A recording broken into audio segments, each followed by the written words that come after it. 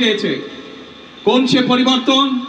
সেই পরিবর্তন হলো বাংলাদেশের মানুষ যেন তার এবং তার পরিবারের ন্যূনতম চিকিৎসা সুবিধা তারা পায়। প্রিয় ভাই বোনেরা, বাংলাদেশের মানুষ আরেকটি পরিবর্তন চেয়েছে, অর্থাৎ তার রাজনৈতিক অধিকার যেটি তার কাছ থেকে কেড়ে নেওয়া হয়েছিল, সেই অধিকার যাতে বাংলাদেশের মানুষ প্রয়োগ করতে পারে। সেই অধিকার, যে অধিকার তার কাছ থেকে কেড়ে নেওয়া হয়েছিল, কথা বলার অধিকার, সেই অধিকার মানুষ আবার পুনঃপ্রতিষ্ঠিত করেছে। 2024 সালের 5ই আগস্ট বাংলাদেশের মানুষ পরিস্থিতির পরিবর্তন করে আগামী দিনে বাংলাদেশে এই পরিবর্তনগুলো চায়। এখন